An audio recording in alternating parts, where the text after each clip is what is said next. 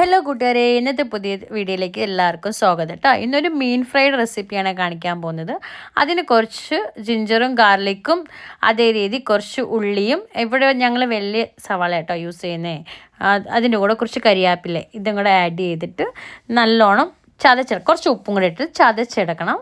വേറൊന്നും വേണ്ട കേട്ടോ. ഇത്രയും സാധനം ചതച്ചെടുത്ത് അതിനൊരു സൈഡ് വെക്കുമ്പോഴത്തേനെ കണ്ടോ, പാൻ വെച്ചിരുന്നു, ഓയിൽ ഒഴിച്ചു. ചൂടായ ഉടനെ അതിലേക്ക് കുറച്ച് മഞ്ഞൾപ്പൊടി, മല്ലിപ്പൊടി, ചുമന്ന മുളക് പൊടി, അതിൻ്റെ കൂടെ ഞാൻ എന്നെ ചെയ്യുന്നത് വെച്ചാൽ കുറച്ച് കുരുമുളകും കൂടെ ആഡ് ചെയ്യേ. കുരുമുളക്, പിന്നെ ഞാൻ ഈ ചുമന്ന മുളകുണ്ടല്ലോ കുറച്ച് പേസ്റ്റ് ചെയ്ത് വെച്ചിട്ടുണ്ടായിരുന്നേ, അതും കൂടെ ഇതിൻ്റെ കൂടെ ഞാൻ ആഡ് ചെയ്യും കേട്ടോ.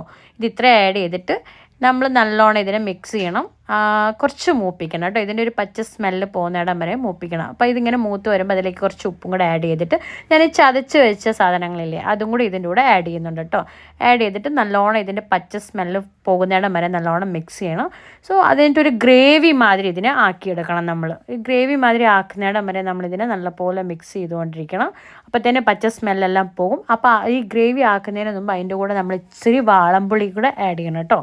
പുളി കൂടെ ആഡ് ചെയ്ത് നോക്കുക. ഈ പരുവം ഗ്രേവി ആയി. ഈ ഗ്രേവി ആയിരിക്കുമ്പോൾ ഞാനിവിടെ അയലയാണ് കേട്ടോ എടുത്തേക്കുന്നത്. നമ്മൾ അയല വറക്കാൻ വേണ്ടിയിട്ട് ഇങ്ങനെ വരയുന്ന രീതി വരഞ്ഞ് അയല റെഡിയാക്കി വെച്ചിട്ടുണ്ട്.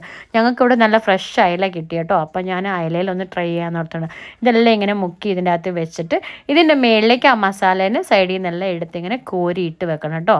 ഇങ്ങനെ ഇട്ട് വെച്ചിട്ട് ഇത് വേകുന്നിടം വരെ നമ്മളൊരു 5-10 മിനിറ്റ് മതി, അതിൽ കൂടുതൽ വേണ്ട കേട്ടോ. ഇത് ഫ്രൈ ആക്കി എടുക്കാൻ 5 മിനിറ്റ് നമ്മളിങ്ങനെ വെച്ച് വേവിച്ച് ചെയ്യുമ്പോൾ ഇതിൻ്റെ ഒരു ഫൈനൽ ലുക്ക് ഞാൻ കാണിച്ചു തരാം. ഇതേമാതിരി ആകും കേട്ടോ.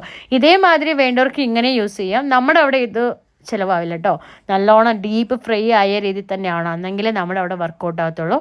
സോ ഞാൻ പറയുന്നത് നിങ്ങൾക്കിങ്ങനെ മീൻ കിട്ടുമ്പോൾ ഏത് മീനിൽ വേണമെങ്കിലും ട്രൈ ചെയ്യാം കേട്ടോ. ഒന്ന് മീൻ കിട്ടുമ്പോൾ ട്രൈ ചെയ്ത് നോക്കണേ. നല്ല ಸೂಪರ್ ರೆಸಿಪಿയാണ് കേട്ടോ. നെക്സ്റ്റ് വീഡിയോയിൽ കാണാം. ಸೊ ನೀವು ಕೂಡ ಬೈ ಬೈ, ಟೇಕ್ ಕೇರ್. ಈ ತರ ಟ್ರೈ ಮಾಡಿ ನೋಡಿ. ಥ್ಯಾಂಕ್